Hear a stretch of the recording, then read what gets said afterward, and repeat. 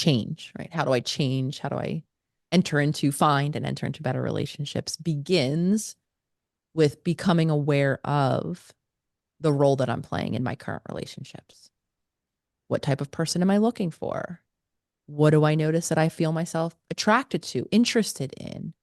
Right? What role am I playing in picking? Because a lot of us will begin to notice a theme. We pick the same type of person. Our relationships kind of travel down the same repetitive pathways, or we find ourselves in the same conflicts with our relationships that might end to the ending of the relationship to then find a person who, right, doesn't feel the way I always, or that we don't end up feeling or stuck in the same conflict cycles. Because the reality of it is we are, even if we're not yet consciously aware of what role we're playing, even those points of attraction, right, the things that we think are compelling and are drawing us to someone, for a lot of us, that's not based in attraction necessarily.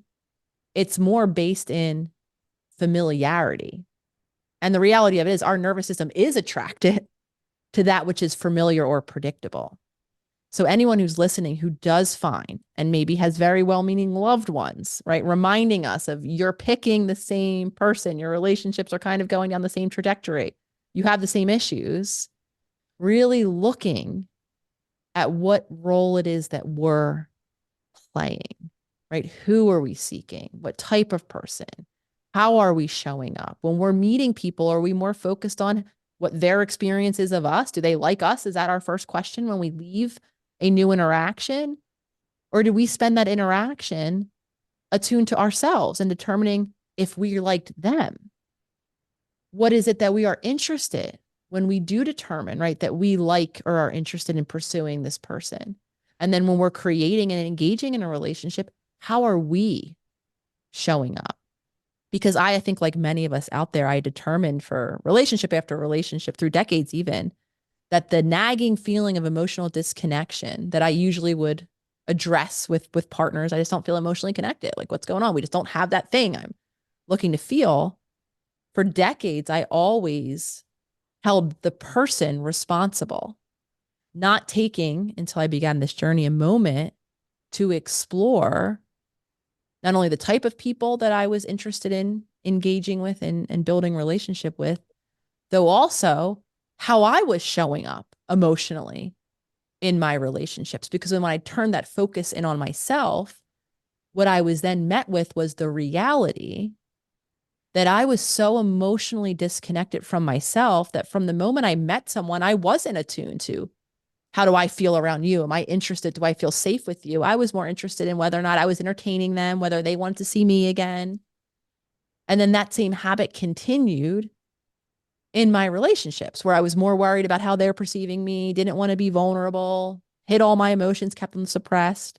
So of course, I ended up at some point not feeling emotionally connected because I wasn't. So again, the journey begins with having the awareness, with locating ourselves as a creator of these patterns, not shaming ourselves. Again, all of this came from a very adaptive response, often driven by our bodies and our nervous system sense of familiarity.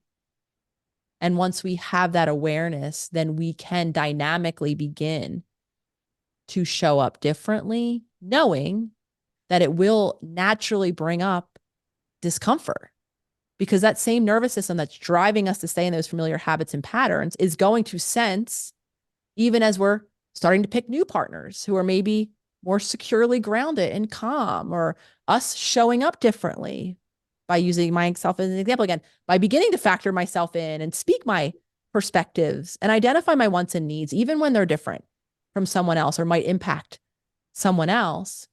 Those moments of embodied change or embodied new action will create that same response in our nervous system. And this is why so many of us stay stuck in the cycle. I'll feel differently. I'll feel more uncomfortable. All of those beliefs and worries will still be present. And that's why it's so important for us to develop in our bodies, again, returning foundationally to our bodies is so pivotal on this journey, the ability to walk through the discomfort of even positive new changes.